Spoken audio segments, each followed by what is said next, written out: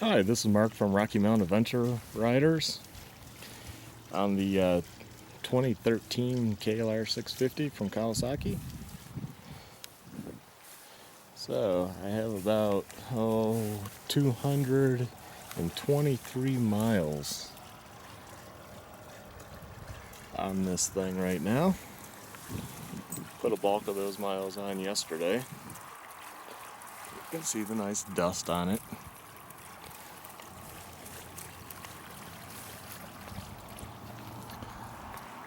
So I took it on some freeway, took it on the interstate. It's really smooth, has plenty of power on the interstate. Then took it through some of the twisty canyon roads that we have in Colorado. And it handles pretty good.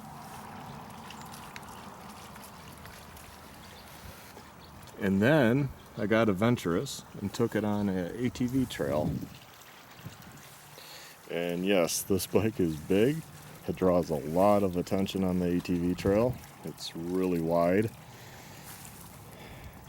But it did it. Now it doesn't like whoops. And it sits pretty low to the ground. But like I said, it was able to do it, complete it. Even with the OEM tires. It went up fine. It was going down stuff that was a little scary when it was steep. These tires do not grip in that well. You end up kind of sliding the rear around a little. And that shock setting, see if I can zoom in there. I have it on number 5. That made a big difference for my weight of 190. And also same with the rebound being turned up. That worked great for me. However, the front forks on this thing are pretty simple. No adjustments. And it's really soft. Heavier weight oil might actually help with that. For on-road, yeah, it's buttery smooth. It's nice and soft, like sitting in a recliner. Seat's really soft. Maybe even too soft for some people. Because you really sink into it. And it does have a slant to it, so you tend to slide forward.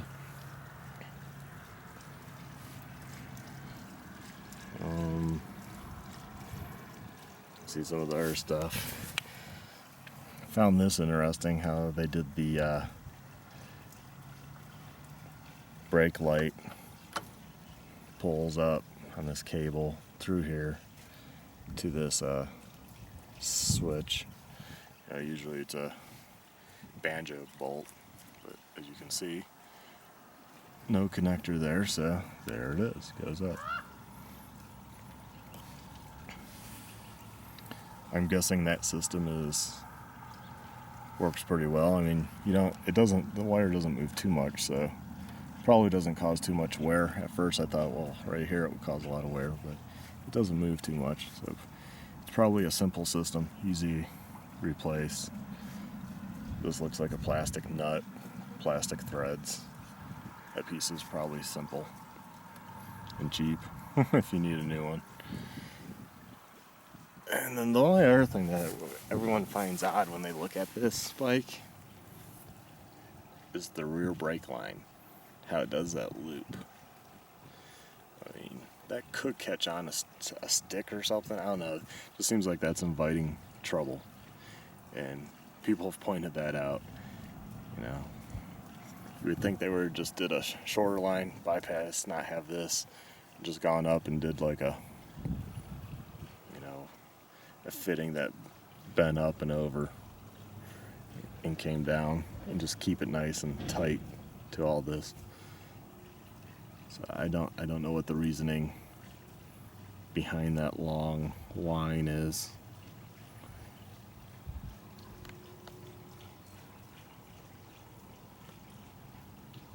Backside of the rear brake reservoir. Now the exhaust is pretty huge. You gotta kind of admit, it's a big exhaust. But this bike is really quiet. It doesn't really bother people out in the woods. You know, you're not making a lot of noise, which is a good thing.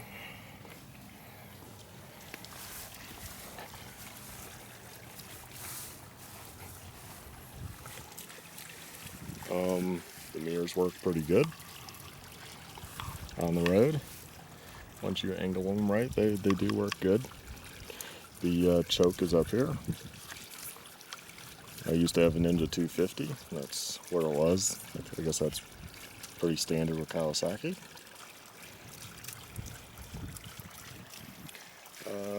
Gauge layout is easy to read on the road and in the night. Center for your speed, which is most important. The coolant temp. And your blinker, high beam, and neutral indicator, and your trip reset. You can see you have 127 miles on it right now. Okay, one pet peeve. They put the kilometers per hour underneath the trip meter. Just first glance, I was like, huh? Yeah. They sure just did that little small over here. I mean, it's pretty obvious what the second numbers are, I think, in this day and age. And then probably sure just put trip there or so, or not nothing. I mean, then it would be just when you glance at it and see the kilometers an hour, which is kind of annoying.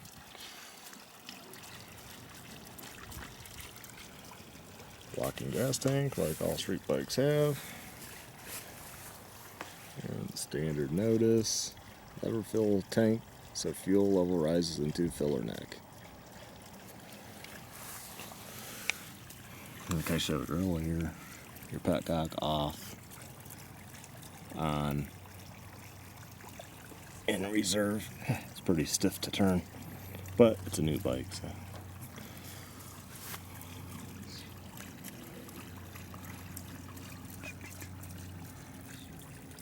Just trying to get some close-ups for people so they can see some of the parts.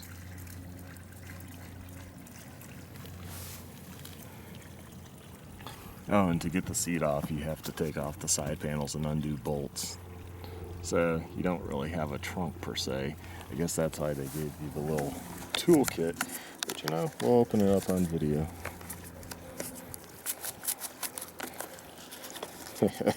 Well, good thing is, it's hard to get open.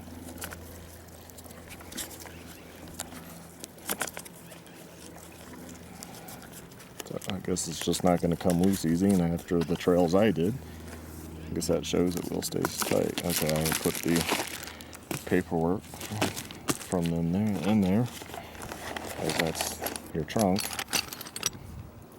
So it's fairly deep, but it mainly just fits for a couch. And we'll go over here.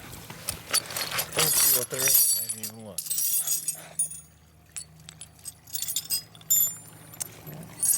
Looks like a spoke wrench. Probably front axle, I'm guessing. Bigger one, I'm guessing, is rear axle. Got a 12 and a 10. A 14 and a 17. An Allen wrench that is 5 millimeters. A handle for those bad boys. Oh, they actually have numbers on them. Good. 19 millimeters and 27 millimeters. And we got, I wonder if they're Phillips or if they're Japanese Industrial Standard, JIS. But got two of those guys. A pair of pliers, as you know, never seem to work well. Spark plug socket. And it says 12, so 12 millimeters, I don't know.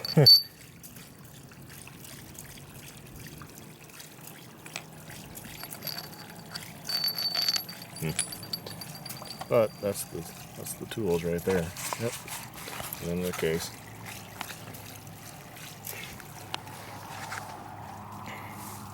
So the crash guards from Happy Trails, I don't know if they, can't honestly say if they worked well. I haven't dropped the bike yet, but they're not vibrating after going on all those dirt and rocky roads and trails.